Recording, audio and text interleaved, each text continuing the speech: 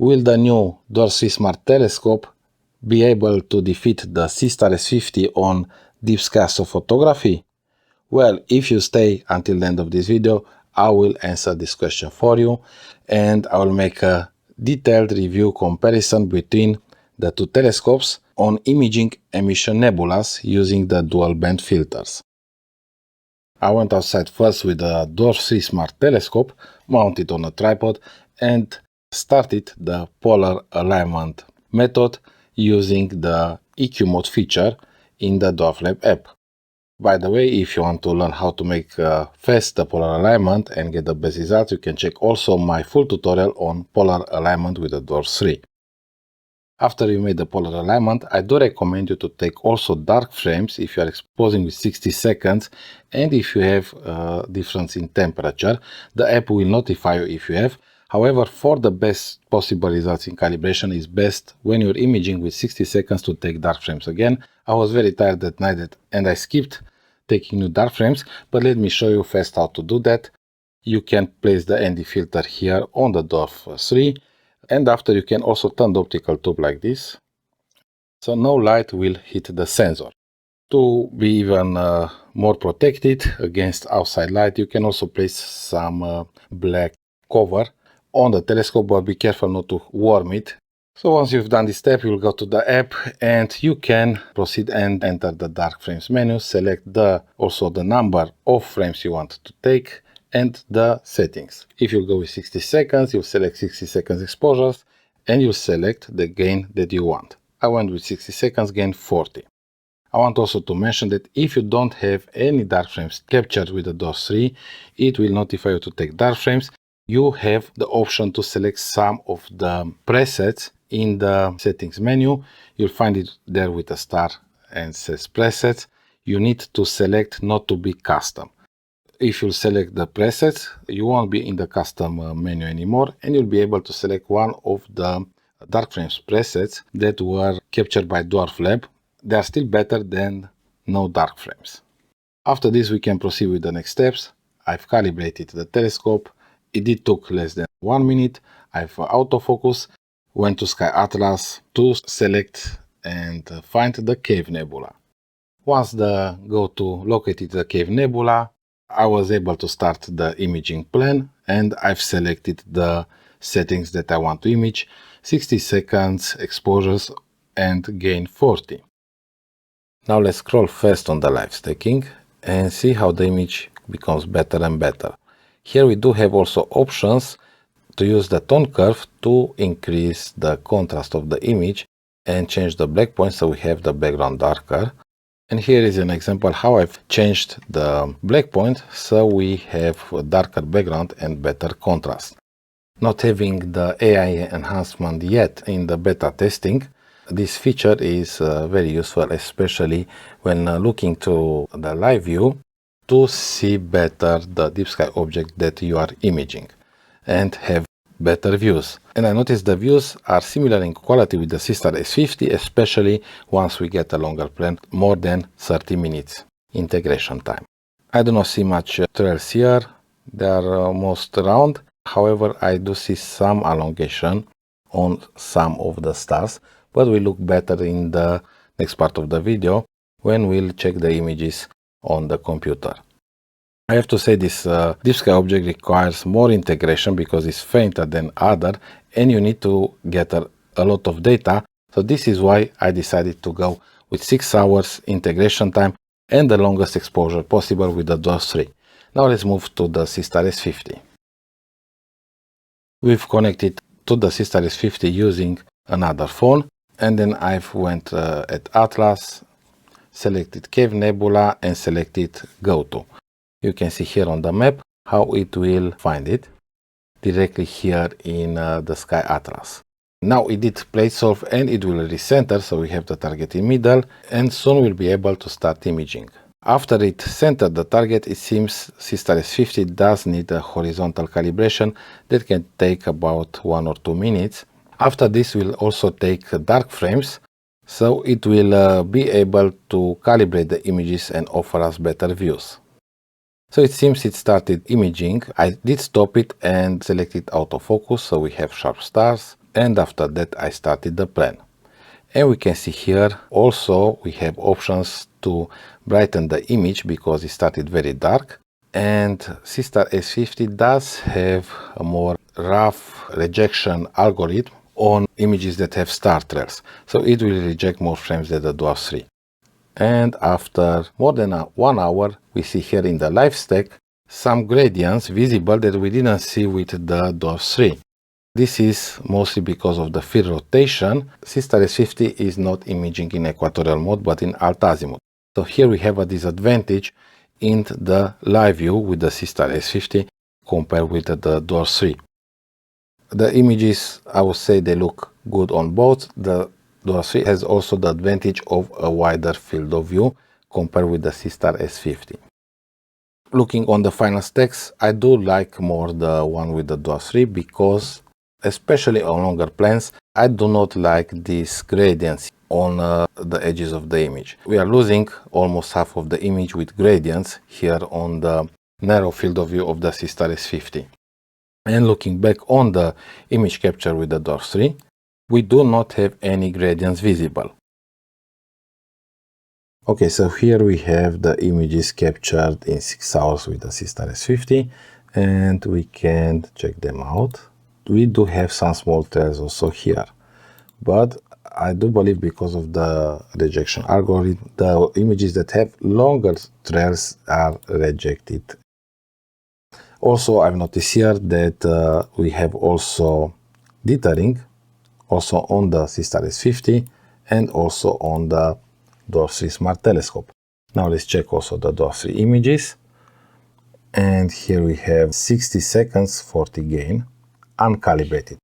The software does calibrate the live stack, but it will not calibrate the individual files. So looking here, you see in this image round stars, no trails. And this was the first one. Small elongation here also on the Dwarf 3. On some we have longer stars like on the other one. On long exposures like 60 seconds, if we have wind, it's very probable to have also trails. Also, if we look closer here in the center, we have some faint stars that seem to be visible here better on the Seestar S50 image compared with the Dwarf 3. And this is because Seestar S50 does have larger aperture and can resolve fainter stars better, also double stars that are very close to each other. Some double stars, not all of course, but better than the Dwarf 3. So here we have another advantage for the Seestar S50. I want to show you now some images with the Orion Nebula captured with the Seestar S50 and the Dwarf 3. We have here single captures of 30 seconds with the Seestar S50 using the dual band filter. Here we did have round stars, however, we do have images with longer trails. So some are good, some are with trails. And these images were captured in the same time also with the Dwarf 3. Let's take a look now on the Dwarf 3 images. The images captured with the Dwarf 3 Smart Telescope, and we'll zoom in.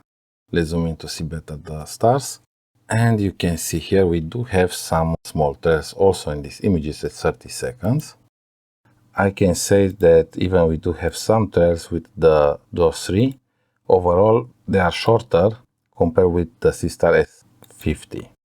After doing these tests and considering that the Dwarf 3 has the option of imaging in equatorial mode, also we can do polar alignment and it can track up to 60 seconds. I will give for tracking performance 4 stars for the Dwarf 3 Smart Telescope and 3 stars for the Seestar S50. Now let's compare also the quality of the optics of the Dwarf 3 and the Seestar S50 Smart Telescope. Looking on the Dwarf 3 images, I do not see any chromatic aberrations. The stars look good without any fringing. I did not see any astigmatism or coma on the corners of the image. The only aberration I've noticed was some pinch optics that you can see when you zoom in on some of the brighter stars. We can see here that are not perfectly round. And I did contact Dwarflab and talk about this problem. They replied back, and let me read you the message. It looks like the pinched optics issue only occurred with the initial prototypes. And I did receive one of the first Dwarf 3 units. So as I understand, the early prototypes did have this problem. On the new units, the standard Dwarf 3 telescopes that are sold now, you shouldn't have this aberration of pinch optics. We'll check also an image with the bubble nebula to see there how are the stars. And here we have an image with the bubble nebula, a stack. Over a couple of hours, we have almost 600 images of 10 seconds. That will be like close to 100 minutes integration time. Image analysis, aberration inspector, yes we have. Let's press OK. So here we do have a little bit of distortions on the corners here on the image with the Seestar S50. So some field curvature is present here. And let's check also the image with the Dwarf 3. Go script, aberration inspector, press OK. And the same here, we do have some field curvature present on the corners on the Dwarf 3 image. After checking also capture with a lot of stars like the bubble nebula, captured with both Seestar S50 and the Dwarf 3, I've noticed some field curvature, some distortions on the edges of the field of view on both images, but nothing serious. Here we have also the image with the Seestar S50. Now let's test also the two telescopes on imaging very bright stars and test the optics to see if they make halos or not. Here we have two images side by side, one with the Dwarf 3 on the right and Seestar S50 on the left. We zoomed in on Alnitak, one of the brightest stars here close to the Horsehead Nebula and Flame Nebula, and we can see in the Seestar S50 image very clear that it does make large halos and very defined on bright stars. And here on the Dwarf 3 does make a much smaller, fainter halo that is not disturbing at all. And let's see the test that I've done with Seestar S50 and the Dwarf 3 on the ICAS Nebula, where we do have a very bright star nearby. Depending on the telescope we are using, it can make also halos, depending on the filters we are using. And here we do have the image with the Dwarf 3, where it's very clear that we do not have halos. We can zoom in 100%. We do have a very faint halo, but nothing disturbing with the Dwarf 3. However, if we check the Seestar S50 image, here we do have a bad looking halo. And I think this is caused by the internal filter. In both examples, we had 15 seconds exposures, also with the Dwarf 3 and Seestar S50. Here, when imaging bright stars, we do have these bad-looking halos with the Seestar S50. I can definitely say that the optics are better on the Dwarf 3 regarding star halos on the bright stars, and I think probably the internal filter of the Seestar S50 is responsible on making this large halo. I do want to mention also that after correcting the stars in blur exterminator, I didn't see any distortions or aberration at all. And if we don't have any bright stars in the image, I would give 5 stars on both telescopes after post-processing and 4 stars on Seestar S50 if we do have bright stars. In terms of image scale, we have the Seestar S50 with 2.39 arcsecond per pixel and Dwarf 3 with 275. Have a little bit better resolution on the Seestar S50. However, looking on the Cave Nebula zoomed in, I did not notice any more details in the Seestar S50 image. Seestar S50 was able to resolve better these 4 stars. Dwarf 3, it did resolve good only 2 of them from 4. We can go here, open the images. So, looking on both images, I do not see too much details on the Seestar S50. Maybe just a little bit more on this area, just a little bit here. The differences are very small. We can check also the Orion Nebula to see if more details are visible in the Seestar S50 And we can look here above on this region with some dark nebula clouds, and they seem really close. This image is not processed, only stacked and stretched. In these images I didn't use blur exterminator, I didn't use any noise reduction, I just stacked and stretched the images. Here on the right we have the image with the Seestar S50 and on the left with Dwarf 3. But we can check also the details here on the Horsehead Nebula, and I'm very impressed with the Dwarf 3. Even with a little bit less focal length, it did manage to get a lot of details on the Horsehead Nebula. Now let's continue to the next part and check the signal to noise ratio and image quality of the two live stacks and also on single exposures. Image analysis SNR, and here we have 18 in Seestar S50 image, we have 19 dB, and we'll go on the Dwarf 3 image, SNR, and here we have better dB, 27. So looking at the results, the 60 seconds exposure does have better signal to noise ratio. We'll test now the image quality and signal to noise ratio also on final images. On the left is Seestar S50 and on the right Dwarf 3. I know they look very similar, and I tried to get the stretch as close as possible so we won't have any differences. So we'll go script again, select the Seestar S50 and SNR, and we have 31, 31, 28, and we'll go on the Dwarf 3, SNR, and we have 30, 31, 28. So you can see very close result. Even if the first image, on the first we did have more signal to noise ratio, here it seems we have very similar. I do like more the color in the Dwarf 3 image. We have less blue than here on the Seestar S50, but it's very easy to correct that. I lowered here the curves transformation, the blues, and it looked after like this. Bam, you see? It looks, actually now it looks the same. This test here is the best, I believe, the best result I got with the Seestar S50 when I managed to get so much integration with 30 seconds. But this doesn't happen all the time. To be more realistic, you might use the Seestar S50 more often with 10 seconds than with 30 seconds if you want to get more integration time. Here we have the wide field of view of the Dwarf 3 with the Wizard Nebula, and on top we have the image with the Seestar S50. If we remove it, it will look like this. I do want just to show you here the level of noise is more visible on the Seestar S50. We have much more color noise, and if we use also the script, SNR will tell us actually how much we have. 16, 21, 16. This was a shorter plan, a little bit lower than 2 hours. And we'll go on the other one. Script, image analysis, SNR. 16, 19, 15.